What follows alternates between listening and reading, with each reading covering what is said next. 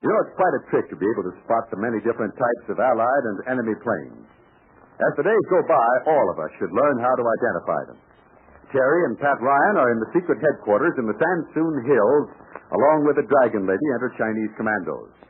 They have learned that the business of spotting planes is all important. In today's transcribed adventure, we'll see what they do about it. Terry and the Pirates is brought to you by the makers of Libby's Tomato Juice, one of Libby's 100 famous foods. Here on the home front, we're all wondering how we can help win the war. And we're mighty glad to cooperate when we hear about things that we can do. And you can bet we're careful not to waste anything, paper or erasers or anything else. We save every cent we can to buy war-saving stamps and bonds. And we go all out for health and stamina by eating right. Yes, we drink Libby's tomato juice. And we eat Libby's fruits and vegetables and meat. And so we get fine food values that help keep us strong. And since they're Libby's foods, you can bet we tuck into extra good eating. Because foods that Libby packs are famous for their flavor, whether it's tomato juice pressed from red ripe tomatoes, or big golden peaches from California, or swell little Vienna sausages.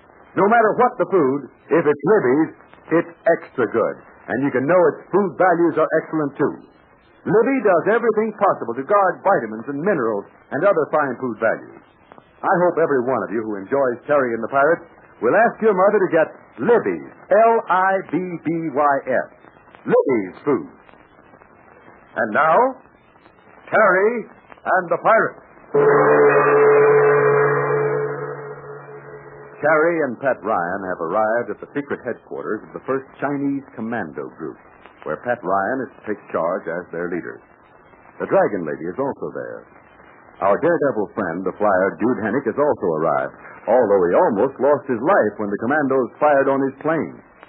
Then it was that Pat decided to teach these soldiers how to identify Allied and enemy aircraft. Let's join Terry Lee and Jude Hennick, shall we? A squadron of enemy planes high overhead were quickly identified by Jude Hennick, and when they had passed out of sight, Terry said, "Golly, how am I ever going to be able to spot planes as quick as you do?" Well, it's going to take time, Terry. But if you remember a few of the things I told you, you'll have no trouble. You mean about the different shape of the airplane wings? Yeah, and the tail assembly, too, the fins, the rudder. If you learn the different combination of tail and wings, you should be able to spot almost any plane at a glance. Well, I know the names of a lot of American planes, but I've never been able to tell them apart. I mean the difference between, well, a Bell Air Cobra and a Brewster Buffalo. I know there must be a lot of difference between a Curtiss C-40 and a Lockheed T-38. No, you'll have no trouble once you get started. Until the war, I didn't know much about the planes of Great Britain or Germany, and now, well, I can tell the difference between a British Spitfire and a Hurricane, a Bristol Blenheim, and a Sterling. Well, are all those different planes flying over here in China? Yeah. You know, almost every type of British and American plane, as well as German and Japanese ships, one time or another. Yeah, I've seen them in the air, and if I hadn't been able to identify them, I'd not be here talking to you now. Well, I used to think that all you had to do was look for the insignia. You know, the markings on the wings. I thought you could tell that way. Yeah, you can. But the planes fly very high. Unless you have binoculars, you can't get a good look at them.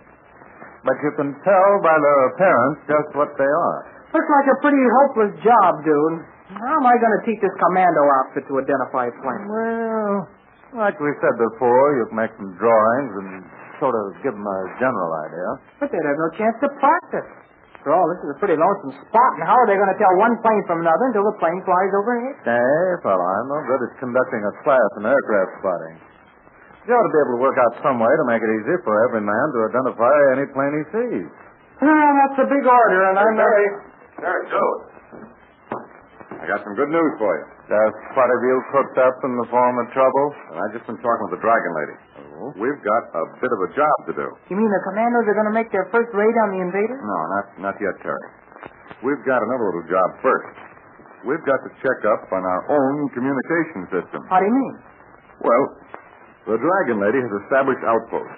Sentries with shortwave radios 5 miles or more from here. Yeah. It's on account of these shortwave outfits that we received air raid warnings. It seems the Dragon Lady has a feeling that something is wrong. A couple of the sentries have failed to report. There's always something wrong in these Sandsoon Hills. Anyway, so early this evening, we're going to make up a little party and check a couple of outposts and see that everything's okay. Well, you're not talking to me, brother. My job is to fly a plane. I'm not going to crawl through a lot of bushes and get shot at. Not while I can fly through the nice, clean air. And get shot at up there. Well, You're coming with us, Judy. What about me? You're coming along, too. now, wait a minute, Pat. Why pick on me? Because I need you, Sourpuss. Why don't you take a squad of your commandos? It's their job to rip their necks. Come on, Pat. What's on your mind? Stop beating around the bush. Okay, here's the setup. We're going to visit several spots tonight and check up on our own communication system. But there's something else I want to do at the same time. I'm pretty sure our old friend Dr. Ling is a prisoner at one of these outposts. And I think maybe we can find him. Does the dragon lady know you're going? Yeah.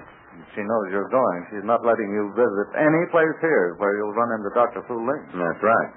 But here's something she doesn't know. Now, look here. Here's a map of these Sansoon Hills.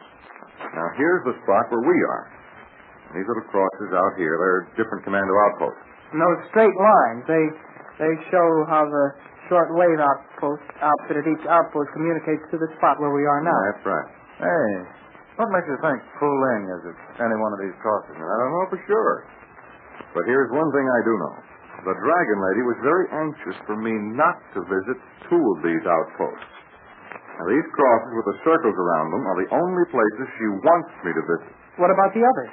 Well, when I suggested we could do a good job and visit all of these spots, she said, oh, no, it wasn't necessary. And then you said it was, and she said it wasn't, you said it was, and then what? Well, she had plenty of reasons for wanting me to stay away from certain areas. And all of them were phony. At least that's the way I feel about it. So, what do you say, fellas? Shall we become visiting firemen? Well, I don't mind. How about you, dude? I don't like the idea of doing any overtime work, but we can't let Mr. Ryan down, I suppose. Now, look. As soon as it gets dark, you and Terry and myself, together with Wong, the Chinese guide, will get started. Now, so far as the Dragon Lady knows, we're only going to visit 3 spots, each one of them about 5 miles from here. But as soon as we get out of sight, this headquarters here, we'll circle around and head for the others.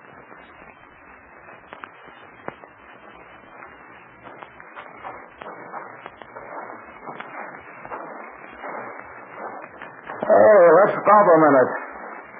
It's the first time in my life I've ever walked 50 miles in one night. Now, listen, Egghead, we haven't walked 2 miles yet. Okay, so it's been uphill all the way. That's what it seems so far. Anybody know where we're going? Wong, our Chinese guide, does. How much further do we have to go before we reach the first outpost? No, it couldn't be much further. We'll ask Wong. Wong, how far topside outpost? To Ling, please. Oh, about 2 miles. Oh, I'll never make it, gents. This business of riding in a plane has spoiled me for walking. Say, Pat, I just happened to think. The Dragon Lady doesn't know we're going to this outpost. She thinks we've gone in the other direction. Well, I hope so. Well, if the guards at these different outposts don't know we're coming, they'll have to shoot first and ask questions later. That's a very comforting thought, Terry. Now, don't worry. I've arranged everything with Wong.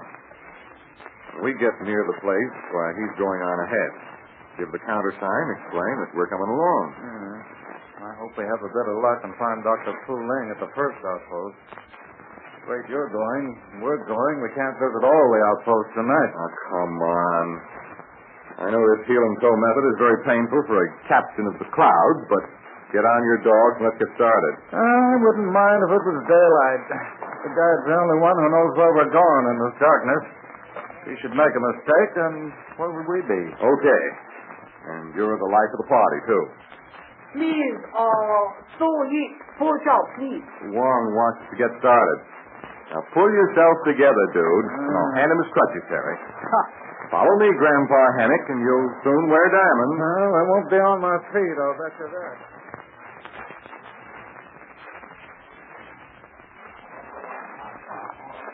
What are they talking about, Pat? Wong is just giving the countersign. A little long, eh? I'd like to get a little closer to that fire. It's chilly in these hills. Look, doesn't anything satisfy you, Duty? Yeah. How much do you want to bet we won't find Dr. Ling here? Please, Captain Ryan, his friends say come along. Okay, Wong. Did you explain who we were? Is talk all same commandos. Go ahead, then. Now listen, Terry. No more cracks about Dr. Fu Ling. If he's here, we'll find out without arousing any suspicion. We're just checking up on this outpost, that's all. And if we do find the doctor? We'll get him back to headquarters so the dude can fly him away from these hills in his plane. Now then, keep your eyes open.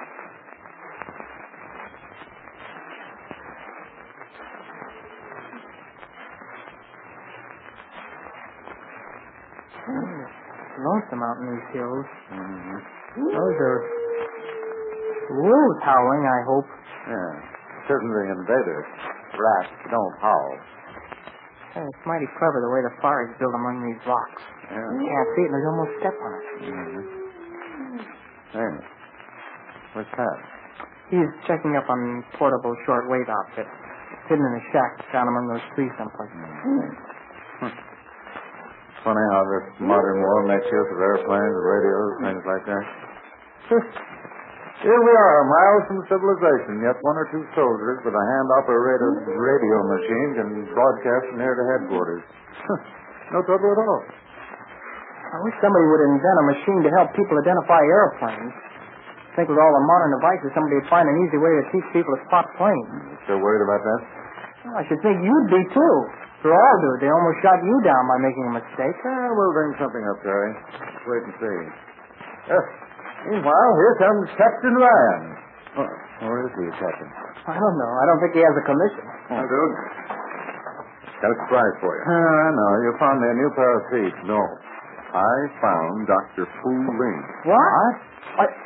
Are you sure? Now, why do you always ask me if I'm sure? Well, it seems a natural thing. Now, look. He's asleep. Down there in a little shack hidden among the rocks. Well, what do you know? Now, here's what we're going to do. We're going to get Fu Ling and bring him back to headquarters. We'll smuggle him aboard your plane, dude, and after that, well, it's up to you to fly him back to the Army High Command. Looks like I've got a little job on my hands. Yeah, cheer up. As long as it isn't on your feet, why, you should worry.